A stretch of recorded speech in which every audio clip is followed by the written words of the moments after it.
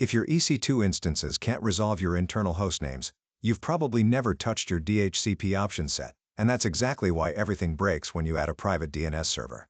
Hey everyone, welcome back to the Network Ninja Cloudcast. Great to have you here. Today we're diving into something that trips up almost every team when they start building hybrid environments: DHCP option sets and AWS VPCs. Okay, so I've been working on connecting our VPC to our on-premises data center, and suddenly none of my EC2 instances can resolve the internal domain names from our corporate DNS. What's going on? Classic problem. Here's what's happening. When you launch an EC2 instance, it gets its network configuration through DHCP, just like your laptop at home gets an IP address from your router.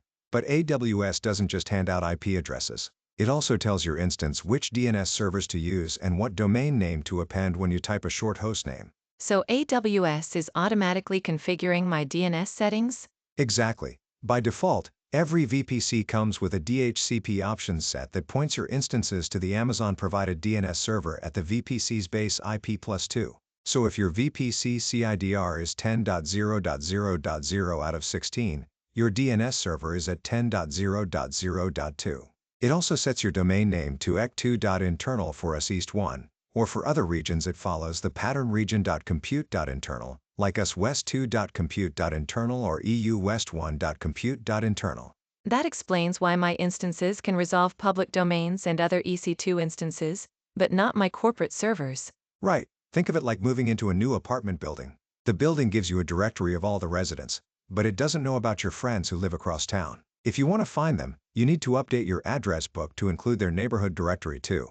So the Amazon DNS is my building's directory, and my corporate DNS is the other neighborhood's directory. I need to tell my instances to check both? That's the right intuition, but here's where AWS has a critical limitation that trips everyone up.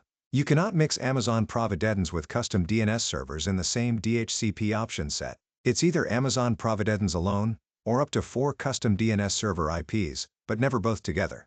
Wait, really?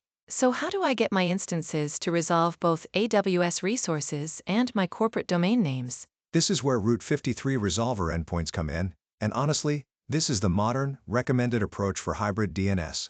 Let me explain the architecture. You keep Amazon Providence in your DHCP option set, so your instances continue using AWS DNS.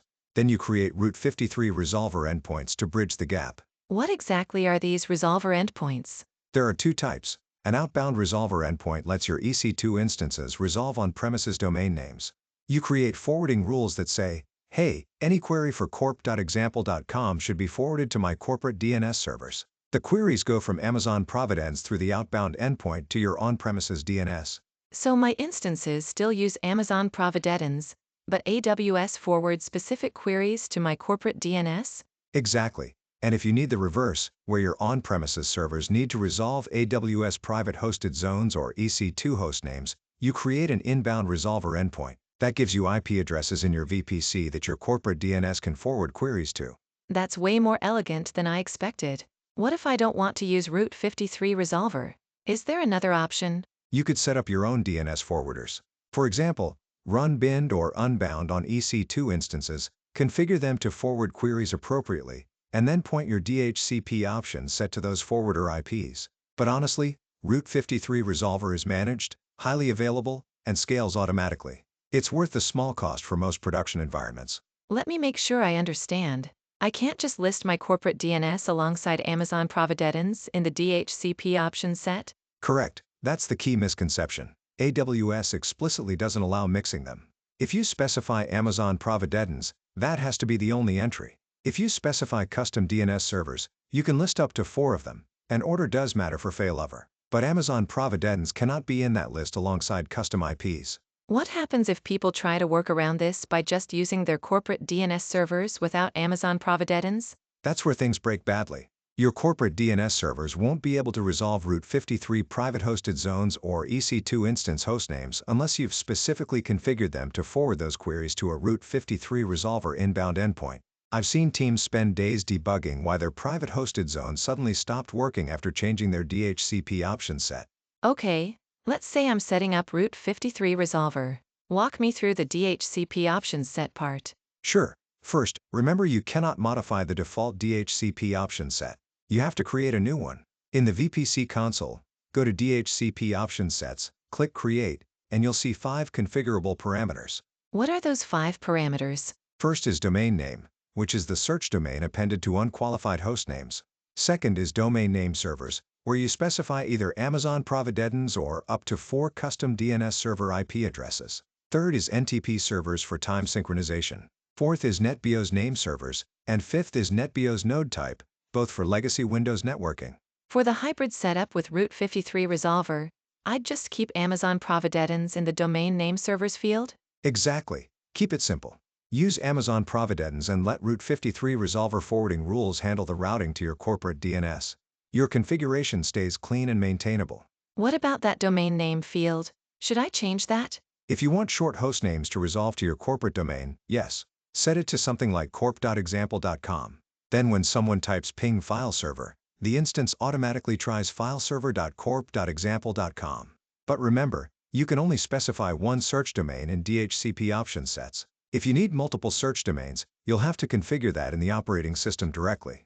Once I create this new DHCP option set, how do I apply it? Go to your VPC, click Actions, then Edit DHCP Options Set, and select your new one. Here's the catch though. Existing instances won't pick up the changes immediately. They need to renew their DHCP lease. How long does that take? The lease duration varies and AWS doesn't publish a specific default, so rather than waiting, I recommend either stopping and starting the instance, or on Linux you can run sudo dclient followed by sudo dclient to force an immediate renewal. On Windows, you can restart the network adapter. What's the biggest mistake you see people make with this? 2 things. First, trying to mix Amazon Providence with custom DNS servers, which simply doesn't work.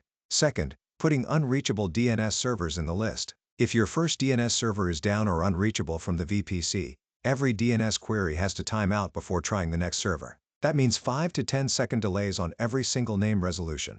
Your applications will crawl. So I should make sure those DNS servers are actually reachable from my VPC first? Absolutely. Verify your security groups allow outbound UDP and TCP port 53 to those DNS servers, and that your route tables can actually reach them, whether through a VPN, Direct Connect, or Transit Gateway. For Route 53 Resolver endpoints, make sure the security groups on the endpoints allow the appropriate traffic too. Let me make sure I've got this. DHCP option sets control the DNS servers and search domain that EC2 instances receive automatically. I can't edit the default one, so I create a new one. I cannot mix Amazon Providence with custom DNS servers. For hybrid environments, the recommended approach is Route 53 Resolver with forwarding rules. And after associating a new DHCP option set with my VPC, I need to renew DHCP leases on existing instances. Perfect summary. One pro tip: test your configuration by launching a new instance after applying the DHCP option set. Check /etc/resolve.conference on Linux or run ipconfig/all on Windows to verify the DNS settings took effect.